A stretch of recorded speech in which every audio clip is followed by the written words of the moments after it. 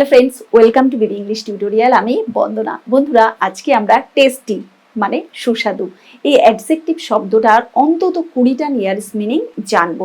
Tasty যেহেতু over used অর্থাৎ অতিরিক্ত ব্যবহৃত শব্দ, তাই আমরা যদি টেস্টির পরিবর্তে বলি ডিলিশিয়াস, হেভেনলি, এক্সকুইজিট, রিচ, অ্যাপিটাইজিং এই শব্দগুলো ব্যবহার করি, তাহলে কিন্তু একটু নতুনতর কিছু বলা হয়, একটু অ্যাডভান্স ইংলিশ বলা হয়।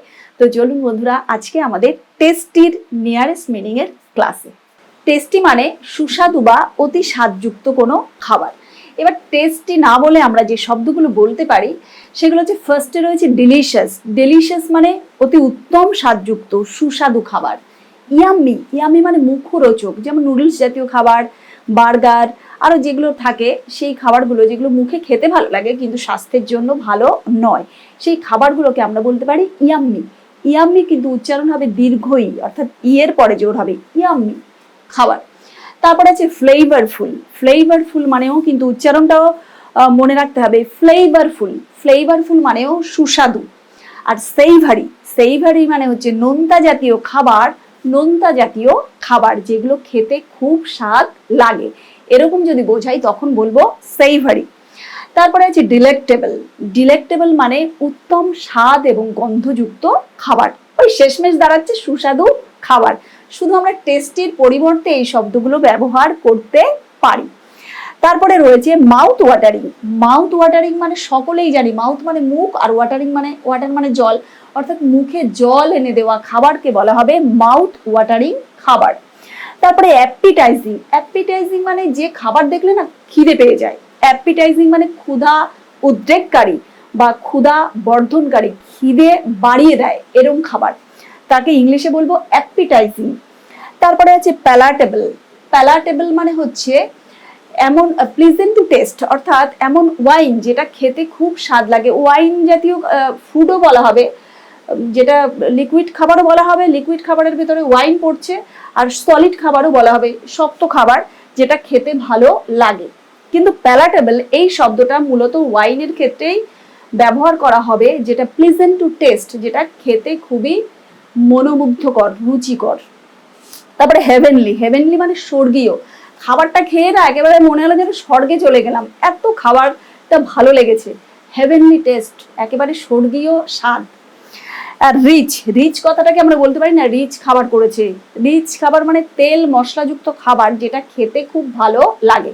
আবার রিচ ফ্রুটও বলতে পারি, যে ফ্রুটটা, যে ফলটা কিন্তু পেকে গেছে, রসালো হয়েছে, রসালো ফল, এরকম বোঝাতে কিন্তু আমরা রিচ এই শব্দটাকে ব্যবহার করতে পারি। তো এরকম আরো 10টা অ্যাডজেক্টিভ শব্দ আমরা জেনে নেব। জুসি মানে হলো রসালো। রসালো কথাটা আমরা ব্যবহার করব কখন? ফলের ক্ষেত্রে, যে ফলটা না জুসি, রসালো, সুস্বাদু। তারপরে ডিভাইন। ডিভাইন মানে স্বর্গীয়, যেন একদম খেতে খেতে যেন একটা স্বর্গীয় অনুভূতি হচ্ছে। এর আগে স্বর্গীয় একটা শব্দ পাওয়া গেছে, হেভেনলি। হেভেনলিও বলতে পারি, ডিভাইনও বলতে পারি। অনেকগুলো শেখা থাকলে যখন যেটা উপযুক্ত মনে হবে, সুইটেবল মনে হবে, তখন সেটাই বলবো। তারপরে স্যাটিসফাইং। স্যাটিসফাইং মানে পরিতৃপ্ত, সন্তোষজনক। স্যাটিসফাইং মানে সন্তোষজনক বা পরিতৃপ্ত। তারপরে লাশাস। লাশাস মানে হচ্ছে স্বাদ গন্ধযুক্ত, তৃপ্তিকর। স্বাদ গন্ধযুক্ত, তৃপ্তিকর। আমি কিন্তু উচ্চারণটা লুসিয়াস বলিনি, কিন্তু লাশাস। লাশাস মানে স্বাদ গন্ধযুক্ত, তৃপ্তিকর।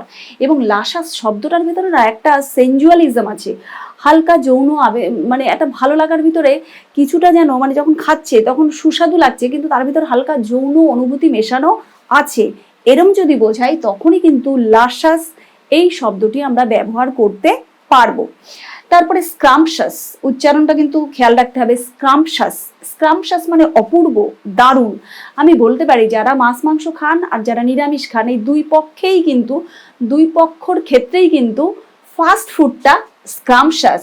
অর্থাৎ যারা নিরামিষ খান তাদেরও ফাস্ট ফুড স্ক্রাম্পশাস মানে অপূর্ব লাগে, আর যারা খান না তাদের ক্ষেত্রেও কিন্তু অপূর্ব বা দারুণ লাগে। উচ্চারণটা কি? স্ক্রাম্পশাস। তারপরে এক্সকুইজিট মানে অপরূপ, সুন্দর, চমৎকারিত্বপূর্ণ, এরকম বলতে পারি, অর্থাৎ সুস্বাদুরই অন্যতর বাংলা। তারপরে জেস্টি। জেস্টি মানে রুচিবর্ধক, যে খাবার দেখলে না রুচি হয় খেতে। যখন খেতে ইচ্ছে করছে না তখনও রুচি বাড়ে যে না আটটু খাই এরকম জেস্টি।